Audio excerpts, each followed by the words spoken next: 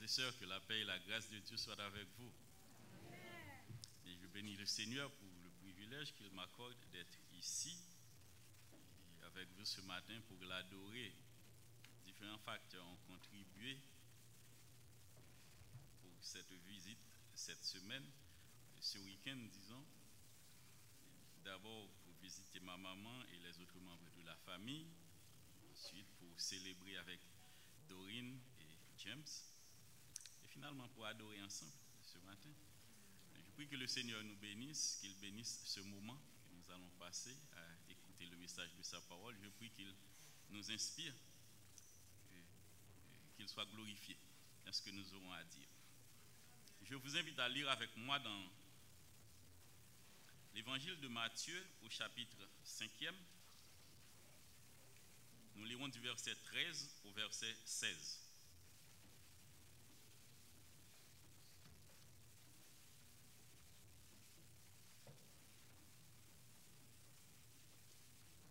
Matthieu chapitre 5, verset 13 à 16. Vous êtes le sel de la terre, mais si le sel perd sa saveur, avec quoi la lui rendra-t-on? Il ne sert plus qu'à être jeté dehors et foulé aux pieds par les hommes. Vous êtes la lumière du monde. Une ville située sur une montagne ne peut être cachée, et on n'allume pas une lampe pour la mettre sous le boisseau, mais on la met sur le chandelier et elle éclaire tous ceux qui sont dans la maison. Que votre lumière luise ainsi devant les hommes, afin qu'ils voient vos bonnes œuvres et qu'ils glorifient votre Père qui est dans les cieux. Amen.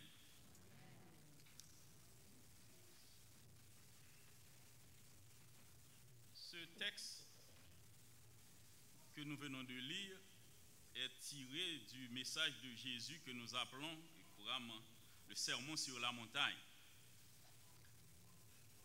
Naturellement, le sermon sur la montagne s'étend sur plusieurs chapitres. Et ce que nous venons de lire, c'est un tout petit extrait de ce sermon. Dans ce texte, le Seigneur a utilisé, dans le texte que nous venons de lire, le Seigneur a utilisé deux images qui retiennent notre attention. Celle de la terre et lumière du monde. Ces images dans le texte semblent faire référence aux attentes de Jésus envers ses disciples. Elles semblent définir ce qui doit être la vocation du chrétien, ce que le Seigneur attend de nous en tant que ses serviteurs. Elles semblent mettre en évidence le rôle et les responsabilités du chrétien dans le monde. Dans les minutes qui vont suivre, je m'arrêterai sur ces deux termes. Lumière du monde et celle de la terre. Je m'arrêterai aussi sur la question suivante. Où en sommes-nous par rapport à cette attente du Seigneur? Ce qu'il attend de nous pour être celle de la terre et lumière du monde. Où en sommes-nous en rapport à cette attente? Et finalement, qu'est-ce que nous pouvons faire pour nous élever à la dimension de cette attente, si nous ne sommes pas encore arrivés là? Je commencerai avec la première image, celle de la terre. Salaire et sel partagent la même étymologie. Dans l'Antiquité, quand on parlait de salaire, on faisait référence à l'argent donné pour que le soldat puisse s'acheter du sel. Parce que le sel était nécessaire pour conserver les aliments dans un monde où il n'y avait pas encore de frigo, il était de grande valeur et très recherché. À l'époque de Jésus, on mélangeait un peu de sel avec le fumier pour rendre la terre plus fertile. À ce moment-là, l'économie était une économie basée sur l'agriculture. Le sel, aujourd'hui, est identifié en tant que ce qui donne du goût. Ceux-là qui ont une pression artérielle élevée, vous pouvez leur demander, parce qu'ils n'ont ils ne peuvent pas consommer du sel. Et quand vous leur demandez leur impression par rapport à la nourriture, ils vous diront qu'ils sentent goût. Parce que le sel donne du goût. Le sel est un minéral alimentaire utilisé pour l'aromatisation et la conservation. Il est nécessaire à toutes les créatures vivantes. En cas d'abus, cela peut être dangereux. Cependant, il est également préjudiciable de ne pas prendre du sel parce qu'il régule la teneur en eau de notre corps. Jésus a utilisé le sel pour décrire comment les chrétiens sont nécessaires pour apporter l'équilibre et l'espoir au monde. Le terme sel de la terre fait référence à la préservation. Quand on parle de sel, ces idées viennent à l'esprit. Préservation, conservation, protection. La deuxième expression dans le texte, c'est lumière du monde. La lumière, c'est la couleur, c'est la beauté, c'est la vie. La lumière fait resplendir la terre. Bien, la présence de la lumière apporte toujours de la joie. Moi, quand j'étais petit, au Gonaïve, où j'ai grandi, après un blackout, quand vient la lumière, bien, tout le monde applaudit. On entend un bruit qui couvre toute la ville. J'ai compris que c'était lié à notre distance, loin de la capitale, loin des grandes villes. Je pensais que c'était quelque chose d'exclusif au Gonaïve. Mais quand je suis allé à Port-au-Prince, où les blackouts étaient beaucoup plus fréquents, eh bien, j'ai vu la même réaction. Donc je me dis, bon, ça c'est Haïti, c'est la réalité. Mais je vis en Floride, ça fait déjà des années. Il y a des cyclones presque chaque année. Et après ces cyclones-là, parfois, l'électricité disparaît pendant des jours. Et quand l'électricité revient, j'entends le même bruit. Donc ce n'est pas une question d'Haïti. On dirait la lumière apporte la vie, la lumière apporte la joie. Quand elle est là, eh bien, ça change l'atmosphère. Dans la Bible, la lumière est définie en termes d'action positive pour influencer l'environnement.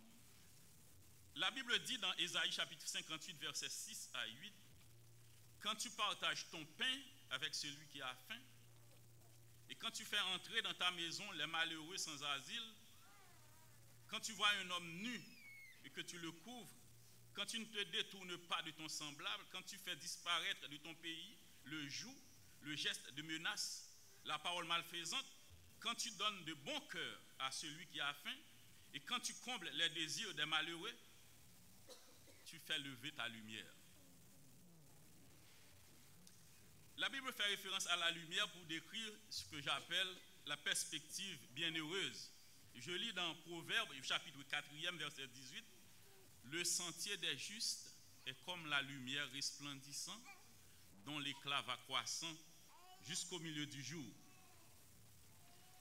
Les expressions sel de la terre et lumière du monde évoquent l'idée de préservation, nous avions dit, conservation, protection. Lumière évoque l'idée de direction, de guide. Quand j'ai pris du temps pour analyser ces expressions, elles sont exactement les mêmes expressions utilisées pour définir le leadership. Leadership est avant tout une question d'influence. Et quand le Seigneur dit, vous êtes le sel de la terre, vous êtes la lumière du monde, c'est comme s'il disait que vous êtes appelé à être leader. Vous êtes appelé à diriger le monde, vous êtes appelé à donner le ton. Vous êtes appelé à être des modèles. Donc l'attente du Seigneur, à partir de ces deux expressions, pour le chrétien, il s'attend à ce que nous soyons des modèles, il s'attend à ce que nous donnions le ton au monde. Nous devrions être des modèles. C'est ça que le Seigneur attend de nous.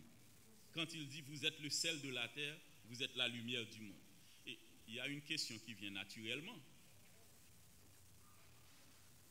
Où en sommes-nous dans l'exercice de cette vocation, dans l'exercice de ce rôle dans l'exercice de cette responsabilité de leader. C'est la question qui est posée à nous ce matin. Le Seigneur s'attend à ce que nous soyons des leaders, il s'attend à ce que nous soyons des modèles, il s'attend à ce que nous soyons le sel de la terre, la lumière du monde. Où en sommes-nous? Eh bien, la réponse à cette question, pour répondre à cette question, il nous importe d'analyser la réalité dans laquelle nous vivons aujourd'hui.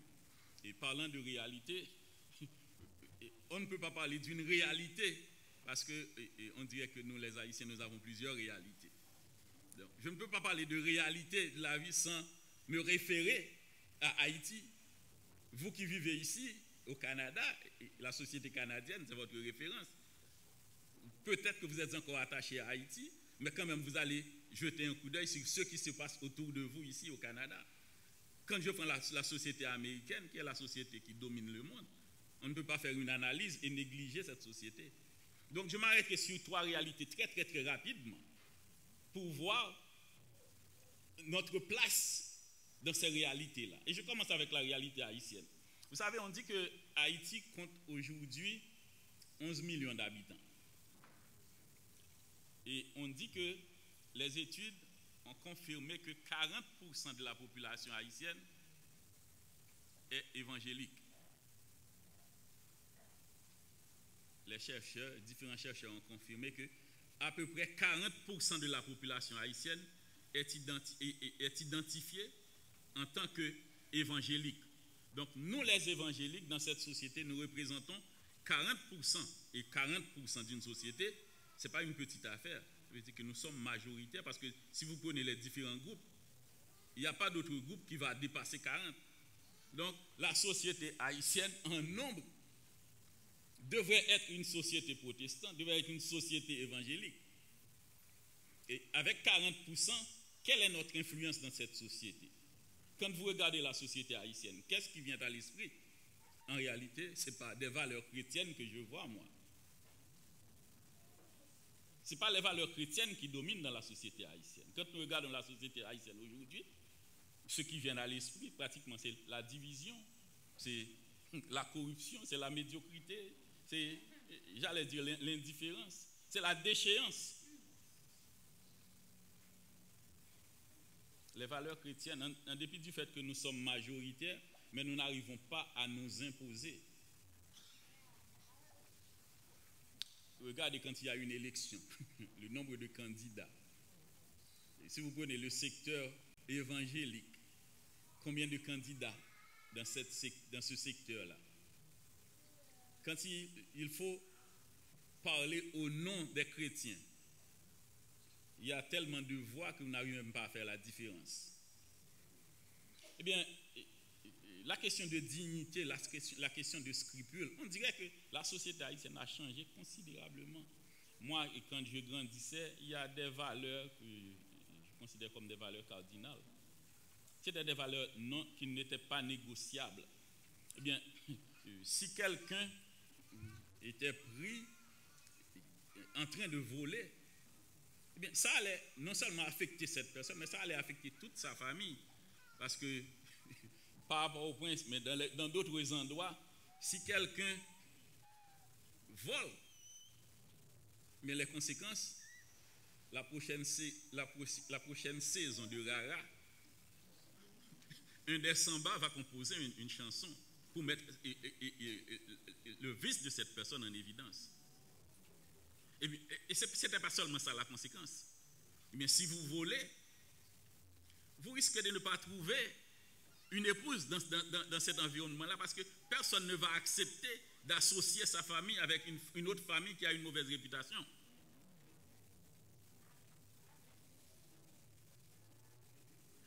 Si quelqu'un vit dans l'immoralité, si quelqu'un est pris en flagrant délit d'immoralité, si c'est une femme, eh bien, attendez-vous à la prochaine saison, il y aura une chanson qui va apparaître. Et quand cette chanson arrive, ça va durer 10 ans, 15 ans, 20 ans, c'est des générations.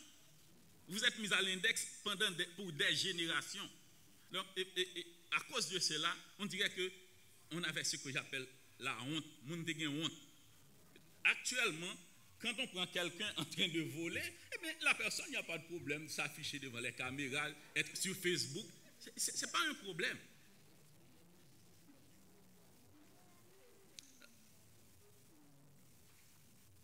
L'absence de scrupules, c'est ce qui caractérise la société haïtienne. Quand on parle de corruption, vous savez, Transparency International fait sortir ce rapport presque chaque année, et Haïti est classé parmi les 4 pays les plus corrompus.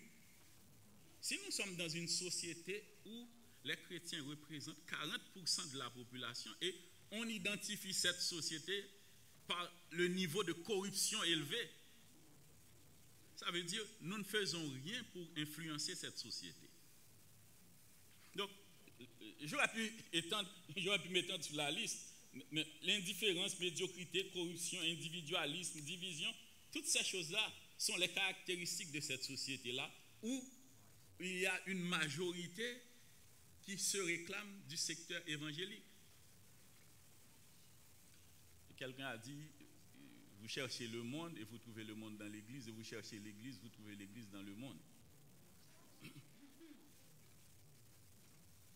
Nous ne sommes pas parvenus à exercer le rôle des leaders auquel Christ nous a appelés.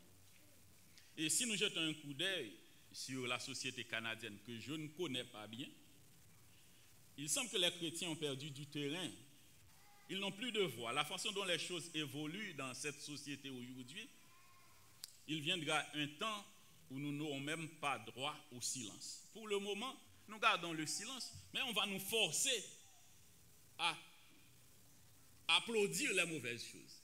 Donc, garder le silence, c'est plus ou moins, c'est neutre. Mais on va vous, il semble, la façon dont les choses évoluent, on va vous porter, on va vous forcer à vous élever la voix pour applaudir les choses contre lesquelles, mais les choses qui vous dérangent. Je n'ai pas de statistiques officielles, mais j'ai comme l'impression que le nombre de chrétiens dans ce pays a diminué, ou la voix des chrétiens s'est tue. Alors que les représentants pratiquant les autres religions, comme l'islam, sont de plus en plus visibles. Je suis arrivé à l'aéroport à Montréal vendredi soir. Je croyais que Air Canada m'avait déposé par erreur dans un pays musulman. Arrivé à l'aéroport, j'étais complètement entouré de ces gens-là, de par leur tenue, et je pouvais les identifier. C'est une constatation. Et ils sont très, très, très présents, et on dirait que la présence des chrétiens diminue. Et quand on jette un coup d'œil sur la société américaine, je me contenterai de mentionner 2 faits. La société américaine a toujours été présentée comme une société caractérisée par les valeurs chrétiennes. Et aujourd'hui, parler de Christ aux États-Unis est considéré comme une offense grave. On n'a plus le droit de faire mention de la Bible dans les écoles, dans les autres institutions. C'est inacceptable maintenant. On ne peut pas le faire. Le second fait qui attire mon attention, c'est l'arrivée au pouvoir du président actuel. Il y a des choses avec lesquelles la société américaine n'a jamais joué. Il y a des choses que cette société n'accepte pas. Enfin, jusqu'à récemment. Dans le passé, si vous êtes politicien, votre carrière pouvait prendre fin automatiquement si on vous surprend à commettre une de ces choses-là. L'adultère, vie immorale. Non, vous êtes disqualifié automatiquement dans le passé. Et si on vous surprend en train de frauder, ne pas payer vos taxes, si on vous identifie comme quelqu'un qui trahit le pays, vous vous associez avec un pays ennemi pour faire du tort au pays, eh bien, ces choses-là vous disqualifient automatiquement. Et je pense à Martha Stewart, si vous vous souvenez du nom de cette dame qui était une superstar bien, elle a fraudé dans les taxes, elle a disparu complètement de la circulation. Il y a d'autres grandes figures qui ont commis une erreur et la sanction était très très très grave, ils ont disparu. Mais étrangement, le président actuel, on dirait qu'il a fait toutes ces choses-là. Et on l'a élu président quand même. Donc c'est pour vous dire comment les choses ont changé dans cette société-là. Les choses qu'on considérait comme tabou, maintenant, c'est devenu normal. Et dans une société où les valeurs chrétiennes étaient la référence. Donc c'est juste pour vous dire, au fur et à mesure, on dirait que l'influence chrétienne perd du terrain. Nous pouvons admettre que nous ne sommes pas arrivés à la hauteur de notre vocation de modèle pour le monde. Nous n'avons pas pu exercer notre rôle de leader dans la société comme elle est aujourd'hui. Et l'autre question qui vient naturellement, j'allais juste oublier en parlant moi c'est quelque chose qui m'intrigue. Parlant du président actuel des États-Unis, on dit que dans 497 jours au pouvoir, cet homme a fait de fausses déclarations ou a menti 3251 fois. En 497 jours, 3251 mensonges. Et il y a des gens qui continuent à le supporter. J'allais dire, moi j'ai vu des pasteurs venir à la télévision pour justifier son comportement. Ok. Comme je disais tantôt, nous ne sommes pas arrivés à nous élever à la hauteur de notre vocation, à être des modèles pour le monde, à être des leaders pour notre société. Et la question qui vient, encore une fois naturellement, qu'est-ce que nous pouvons faire? Qu'est-ce que nous devons faire pour corriger cette réalité? Parce que cette réalité comme elle n'est pas normale. Le Seigneur dit, vous êtes le sel de la terre, vous êtes la lumière du monde. Vous êtes appelés à donner le ton, à donner la direction. Et qu'est-ce que nous pouvons faire pour nous élever à la dimension de cette vocation, de cette attente? Avant de passer à ce qui est possible de faire, j'aimerais réfléchir un peu sur ce que nous ne devons pas faire. Vous savez, dans le psaume 11, au verset 3e,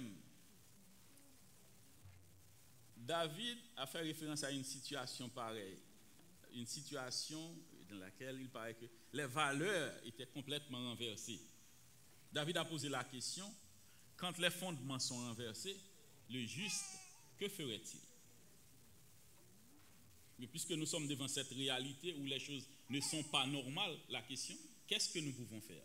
Et dans sa démarche, dans le psaume 11, David a donné la réponse en termes de ce qu'il faut faire, mais avant de dire ce qu'il faut faire, il a commencé par dire ce qu'il ne faut pas faire.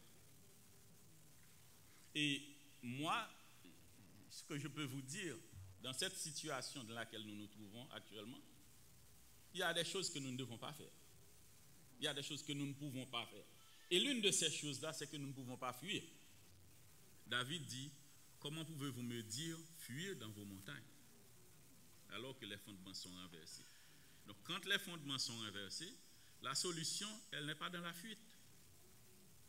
Et la fuite ici, elle peut prendre différentes formes. Il y a des gens qui se résignent. Tout le monde a dansé sur son pied, danser sur son pied tout. C'est la réalité. L'accommodation, c'est pas moi qui peux changer le monde. Il y a des gens qui abandonnent tout simplement. Ils ferment leurs yeux pour ne pas voir. Il y a l'indifférence. Il y a l'adaptation. Donc, en tout cas, la fuite, elle peut prendre différentes formes. Ce que David nous dit ici, la solution, elle n'est pas dans la fuite, elle n'est pas dans la résignation, dans l'abandon, dans l'indifférence, dans l'adaptation ou dans l'accommodation. Quant à ce qu'il faut faire, David écrit au verset 4, « L'Éternel est dans son Saint-Temple. Il a son trône dans les cieux. » Ça veut dire, il règne encore. Ce qu'il avait comme attente n'a pas changé. Son attente à l'endroit des chrétiens reste la même. Nous sommes appelés à être la lumière du monde, nous sommes appelés à être le sel de la terre. Et ici, je m'arrêterai sur 2 actions que je considère, nous les croyants, nous pourrions prendre pour nous élever à la dimension de cette vocation. 2 actions. La toute première, c'est laisser de la place à Dieu dans nos familles pour qu'il règne. Laisser de la place, faire de la place pour Dieu dans notre vie personnelle pour qu'il règne, pour qu'il domine. Élevons-le en tant que Seigneur dans notre vie personnelle. C'est la première chose que nous pouvons faire. Et qu'est-ce que cela veut dire? Cela veut dire tout simplement, frères et sœurs, que nous devons cesser de faire de Dieu notre petite marionnette. Il faut nous suspendre jouer à bon Dieu. Tout simplement. Et quand je dis de cesser de faire de Dieu notre petite marionnette, j'ai une image à l'esprit. C'est l'image d'un téléphone, le téléphone. Vous savez, aujourd'hui, le téléphone, on parle de téléphone intelligent. Le téléphone a des fonctions, de très nombreuses fonctions. Mais vous savez, vous avez la possibilité d'activer ou de désactiver certaines de ces fonctions.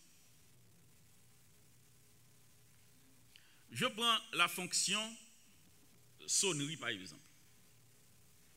Si je mets mon téléphone sur silence et que vous m'appelez maintenant, est-ce que je vais entendre? Pourquoi? Parce que cette fonction est désactivée. Est-ce qu'on a une série de monde en relation avec bon Dieu? En pile dans nous. C'est comme ça nous fait avec bon Dieu. Nous avons un switch. Nous décidons qu'il est n'a descendre ni qu'il est n'a monter. Il y a des choses dans la vie, nous certaines dimensions de notre vie, nous ne voulons pas que Dieu intervienne. Et qu'est-ce que nous faisons? Nous mettons sous silence. Nous isolons cet aspect de ma vie. Moi, je ne donne pas la possibilité à Dieu d'intervenir. Je vais régler ça moi-même. Et mettez bon Dieu sous silence. Donc même s'il a parlé, je ne vais pas attendre. Parce que moi-même, moi déjà un plan, moi j'ai une jambe, moi déjà ouais les choses, et c'est comme ça m'a fait. Donc, si le téléphone est en mode silence, je ne pourrai pas entendre la sonnerie m'annonçant l'arrivée d'un appel. Et c'est comme ça nous agissons avec bon Dieu. Nous lui fixons des limites. Si une chose va dans le sens de nos intérêts, nous lui accordons la permission d'intervenir. Si cela ne nous plaît pas, nous lui fermons la porte, tout simplement. Et quand il s'agit de désobéir, lorsqu'il s'agit de désobéir, et parce que cela apporte des bénéfices immédiats, nous sommes devenus experts en rationalisation. Soit nous rationalisons, soit nous fermons la porte tout simplement, ou bien nous cherchons une façon pour rationaliser. Et l'exemple qui m'est venu à l'esprit maintenant, c'est l'exemple de Saül. Saül a reçu des instructions de Dieu à travers le prophète Samuel concernant la façon dont il devait traiter les Amalécites. Dans 1 Samuel, chapitre 15, verset 3, Dieu dit par l'intermédiaire de Samuel à Saül, « Va maintenant, frappe les Amalécites et dévoue par interdit tout ce qui leur appartient. Tu feras mourir hommes, femmes, enfants et nourrissons, bœufs et brebis, chameaux et ânes. » C'était les instructions reçues. Et qu'est-ce que Saül a fait? Il a combattu les Amalécites, mais il a épargné Agag et les meilleurs brebis, au verset 9. Les meilleurs bœufs, les meilleures bêtes de la seconde portée, les agneaux et tout ce qu'il y avait de bon. Il ne voulut pas le dévouer par interdit, et il dévouait par interdit seulement tout ce qui était méprisable et chétif. Les instructions étaient claires. dévoué par interdit tout. Mais qu'est-ce que Saül a fait? Il a choisi les chétifs et les méprisables et les a dévoués par interdit. Et quand Samuel est venu pour le confronter, Samuel se rendit auprès de Saül et lui dit, et Saül lui dit, sois béni de l'Éternel, j'ai observé la parole de l'Éternel. La parole de l'Éternel, c'était dévouer tout par interdit. Et il a dit, j'ai observé la parole de l'Éternel.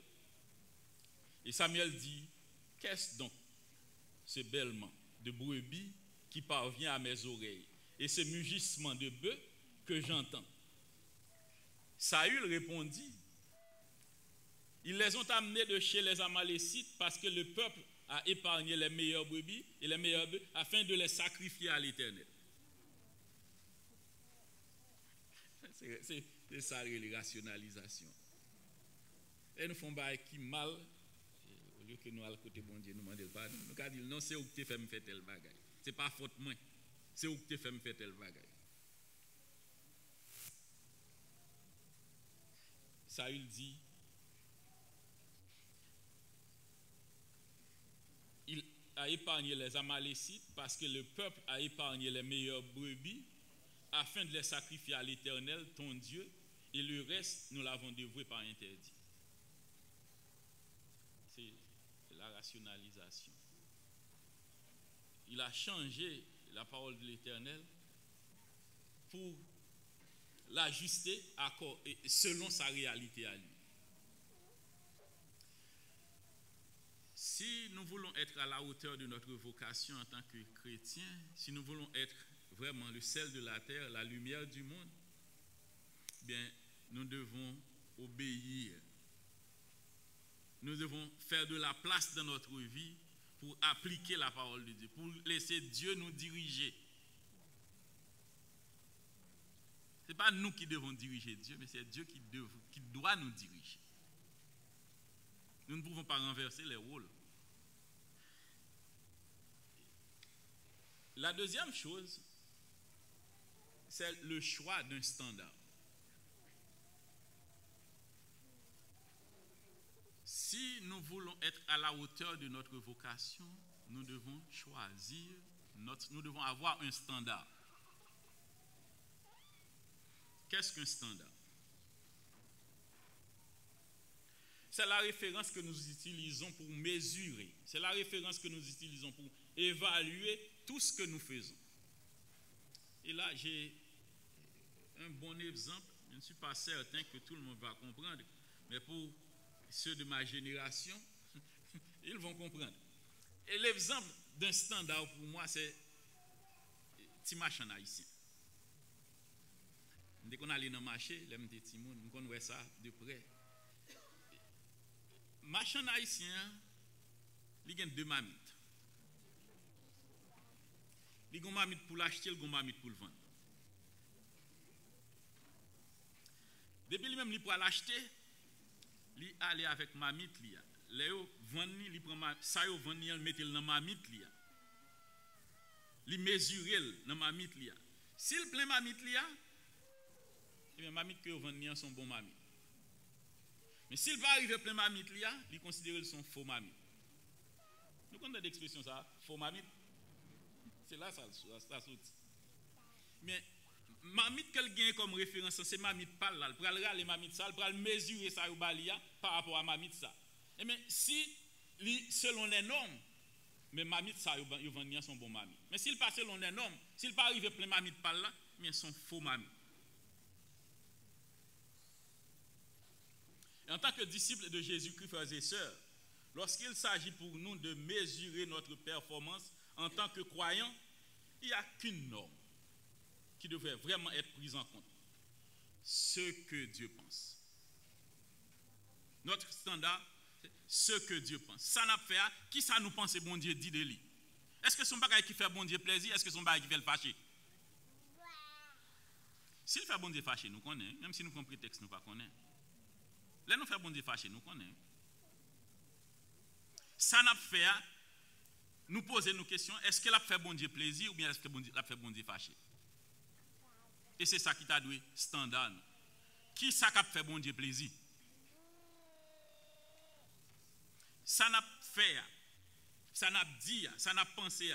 S'il a fait bon Dieu fâché, nous rejetons. Parce que standard nous, c'est faire bon Dieu plaisir. C'est qui ça bon Dieu penser de la vie nous? Est-ce que vie nous son vie qui a fait bon Dieu plaisir ou bien est-ce que vie nous son vie qui a fait bon Dieu fâché? Dans Actes chapitre 13 verset 22, nous lisons, il leur suscita pour roi David auquel il a rendu ses témoignages. J'ai trouvé David, fils d'Aïe, homme selon mon cœur. Est-ce que vous pensez que David était un saint? David était sans péché? Non. Il avait péché. Mais quand vous lisez le psaume 51, il a reconnu son péché. Il n'a pas rationalisé. Il n'a pas cherché de justification ailleurs. Il a reconnu son péché. Et par contraste, quand vous regardez la situation de Saül, Saül a péché, mais qu'est-ce qu'il a fait? Qu'est-ce qu'il a dit? C'est mon beaucoup de mieux qui t'a poussé. Saül dit au verset 24 du chapitre 15, dans le premier livre de Samuel, je craignais le peuple et j'ai écouté sa voix. C'était sa justification. Je craignais le peuple. Le standard de Saül, c'était quoi? C'était le peuple, son standard. Il n'a pas de déplaire peuple là, donc peuple là. Standard nous, c'est bon Dieu pour nous craindre. Si nous craignons bon Dieu, qu'on série de bagages nous pas faire. Et c'est là la différence. Vous savez, au début, Israël était choisi comme le peuple de Dieu. Et en tant que le peuple de Dieu, il y avait des principes, il y avait des normes, il y avait des lois. Israël avait des principes, des lois différentes de ceux des autres nations. Et à un certain moment, on dirait que Israël en avait assez. Et le peuple a décidé de changer de standard. C'était Dieu son standard parce que c'est Dieu qui dirigeait et la façon dont Israël vivait était très différente de celle des autres peuples d'alentour. Et dans 1 Samuel chapitre 8 verset 4 et 5, le peuple d'Israël a rejeté l'Éternel en tant que standard. Vous savez ce qu'il a fait? Il a choisi les autres nations comme standard, comme modèle. Nous lisons dans 1 Samuel, chapitre 8, verset 4 et 5. Ils disent maintenant, écoutez ce que Israël a dit. Établis sur nous un roi pour nous juger. À ce moment-là, Israël n'avait pas de roi. Mais ils ont décidé maintenant. Ils disent, établis sur nous un roi pour nous juger, comme il y en a chez toutes les nations. La référence, c'était les autres nations. Nous voulons même gens avec eux. Ils ont rejeté, c'était l'Éternel la référence. Maintenant, ils ont rejeté l'Éternel comme référence. Et qu'est-ce qu'ils ont choisi comme référence? Les autres nations. Et quand votre standard n'est pas la parole de Dieu, quand votre standard n'est pas plaire à Dieu, vous avez d'autres standards. Vous savez, on dit la nature a horreur du vide. Et quand la nature n'est pas remplie par de bonnes choses, elle sera remplie de fatras. La nature a horreur du vide. Quand il y a un vide, si vous ne remplissez pas ce vide avec de bonnes choses, eh bien, des ordures vont remplir ce vide de toute façon. Le vide va être rempli, mais pas avec de bonnes choses, mais avec des ordures. Vous devez choisir les ingrédients que vous allez utiliser pour remplir le vide. Israël a rejeté l'Éternel et a choisi les autres nations comme modèle. Il dit, établis sur nous un roi pour nous juger, comme il y en a chez toutes les nations. Bien, moi je vous dis ce matin, si vous ne voulez pas servir l'Éternel, si vous ne voulez pas plaire à l'Éternel, si vous ne voulez pas faire plaisir à l'Éternel, vous allez faire plaisir à quelqu'un d'autre, vous allez faire plaisir à quelque chose d'autre. Et cela, ce n'est pas pour votre bien.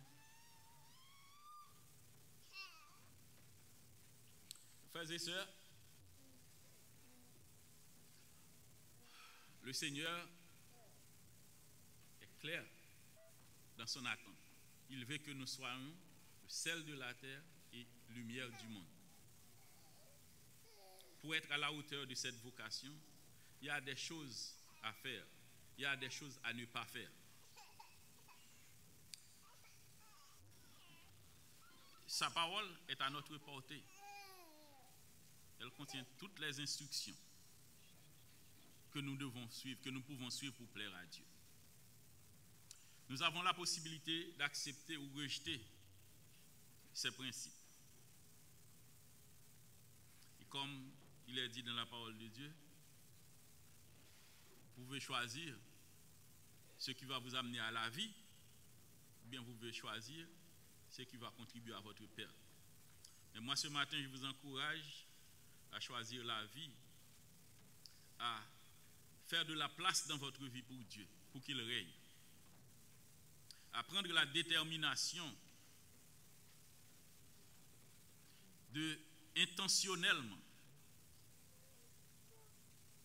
prendre vos décisions dans le sens qui fait plaisir à Dieu. Je prie que le Seigneur vous bénisse, qu'il vous accorde sa grâce et surtout qu'il vous donne la détermination. Parce que marcher avec Christ, ça demande, j'allais dire, de l'intentionnalité, je ne sais même pas si le mot est français, mais ça demande des actions intentionnelles. Et ça doit commencer, je vais finir là, mais ça doit commencer, je vais ouvrir une parenthèse, ça doit commencer au niveau de la famille. Ça doit commencer au niveau de la famille. Les bonnes choses, vous les cultivez au niveau de la famille. Et surtout, quand vous avez des enfants, les enfants vous regardent. Ils vous suivent. Si vous choisissez de bonnes choses, mais cela va être une inspiration pour eux. Mais si vous choisissez les mauvaises choses, aussi ça va avoir des implications.